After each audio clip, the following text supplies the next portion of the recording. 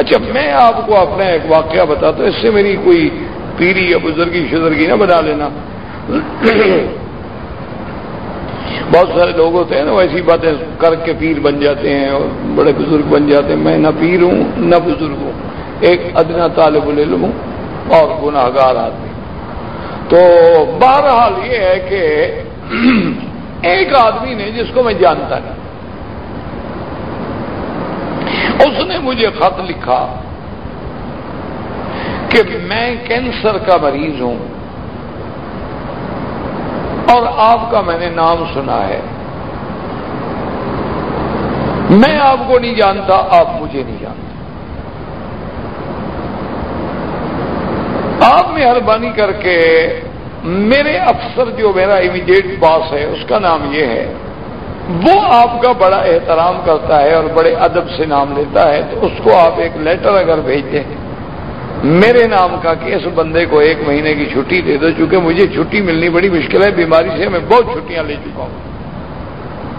اب میری تمنا یہ ہے کہ میں عمرہ کر لوں، اس کے بعد موت تو آنی ہے، کس کو کینسر، یہ تو ایسی بدبخت بیماری ہے جس کو لگ گیا اس کو لے گیا۔ میں نے خط لکھ،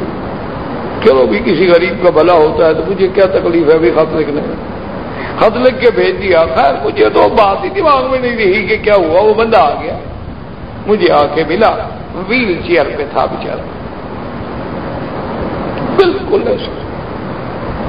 انہوں نے کہا جی اللہ نے مہربانی کی مجھے چھٹی مل گئی ہے۔ میں نے کہا عمرہ کر لوں، کعبۃ اللہ دیکھ لوں، مدینہ پاک کی حاضری دے دوں، کسی وقت موت آ جانی ہے، یہ حسرت تھی، تمنا تھی۔ میں نے کہا دیکھیں بھائی بات یہ ہے کہ ایک چیز میں آپ کو بتاتا ہوں، جتنے دن یہاں آئے ہو اس پہ عمل کرو۔ انہوں نے کہا جی کیا؟ میں نے کہا ایک تو زمزم پیو اس نیت کے ساتھ کہ یہ شفا ہے، اور پینا اس طرح نہیں ہے کہ بھئی وہ ڈول میں نہیں، کنویں پہ جا کے باقاعدہ وہاں کھڑے ہو کے اور اتنا پیو کہ جتنا معلوم ہو کہ اب یہ نکل پڑے گا ورنہ میں مر جاؤں گا، اور اس کو سر پہ بھی ڈالو، بدن پہ بھی ڈالو، جہاں جہاں تمہارا وہ کینسر کے اثرات ہیں اس پہ بھی ڈالو۔ ایک تو یہ کرو، اور دوسرا یہ ہے کہ ایک بزرگ نے لکھا تھا کسی جگہ، میں نے پڑھا ہے کہ اگر کوئی بندہ بڑی سے بڑی موذی مرض میں بھی مبتلا ہو جس کا کوئی علاج نہ ہو، بندے کے پاس علاج نہیں نا، اللہ کے پاس تو ہے نا، ما انزل اللہ داء الا انزل اللہ دواء، اللہ نے آج تک کوئی بیماری ایسی نہیں بھیجی جس کا دوا بھی نہ بھیجا ہو، اگر بیماری بھیجی ہے تو دوا بھی آیا۔ یہ الگ بات ہے کہ ہمارا علم ابھی تک اس دوا پہ نہیں پہنچا، ورنہ اللہ نے دوا پیدا کیا ہے دنیا میں۔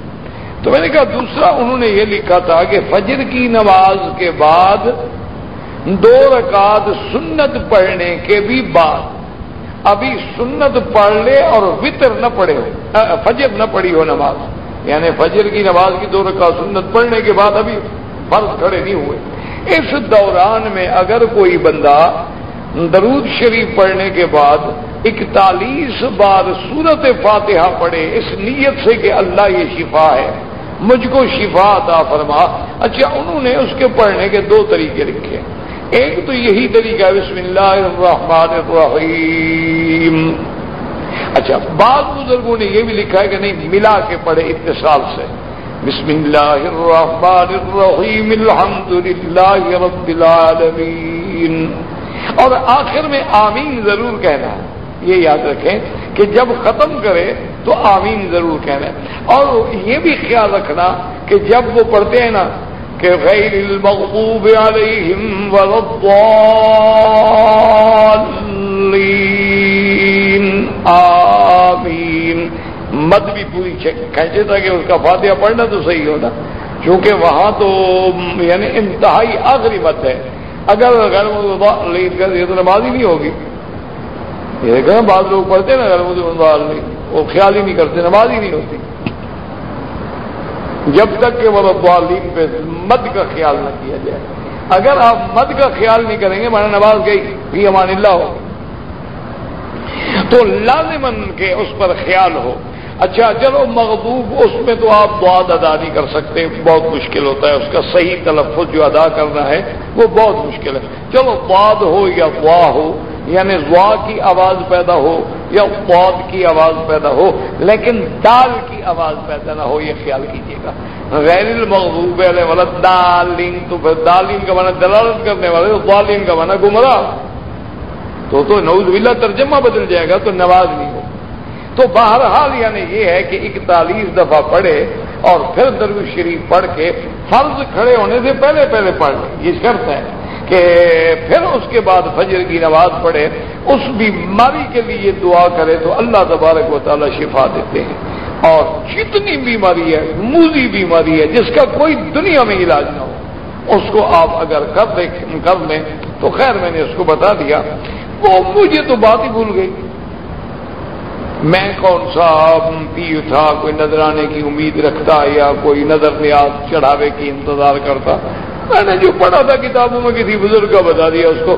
میرے دماغ میں یہ تھا کہ یار کچھ ہو، قرآن تو ہے نا اور سورت فاتحہ تو ہے نا، اس کے شفا ہونے میں شبہ نہیں ہے، اگر بزرگوں نے لکھا ہے تو ٹھیک ہی لکھا ہوگا، تو اس کو بتا دیا۔ مجھے وہ تقریباً 1 مہینے کے بعد وہ بندہ ملا، تو جب پہلے دن ملا تھا تو ویل چیئر پہ تھا، جب دوبارہ ملا تو مجھے چلتے ہوئے ملا اور کہنے لگا کہ مکی صاحب اللہ کا شکر ہے، میں جب آیا ویل چیئر پہ آیا تھا، اب میں 3-4 طواف روز کے چل کے کرتا ہوں اور میرا وزن بھی بڑھ گیا ہے اور میری طبیعت بھی بحال ہو رہی ہے۔ واپس گیا، انہوں نے جناب دوبارہ اس کو بھیجا چیک اپ کے لیے، وہ جا کے چیک کر آیا، انہوں نے کہا تمہیں تو کینسر ہے ہی نہیں، تمہاری پہلی رپورٹیں ہی غلط ہیں، تمہیں کینسر ہے ہی یا تم بندے اور ہو۔ انہوں نے کہا نہیں بندہ بھی وہی ہو، انہوں نے کہا بندے وہی ہو، تو کینسر کا علاج کیسے ہو گیا؟ اس نے کہا یہ علاج وہی مکے میں ہوتا ہے، ادھر تو ہوتا نہیں، میرا تو وہی ہو گیا ہے، باقی تم جانو تمہارا کام کیا۔ یعنی اندازہ فرمائے کہ ایک ایسی بیماری جس کا کوئی تصور نہیں کر سکتا کہ کبھی ٹھیک ہوگی، لیکن اللہ کے قرآن کی اس صورت مبارکہ کی ایسی برکت ہے کہ جو ہم اپنی آنکھوں سے مشاہدہ کر چکے ہیں، ہم جیسے گناہگار قسم کے لوگ جو ہیں، لیکن شرط یہ ہے کہ یقین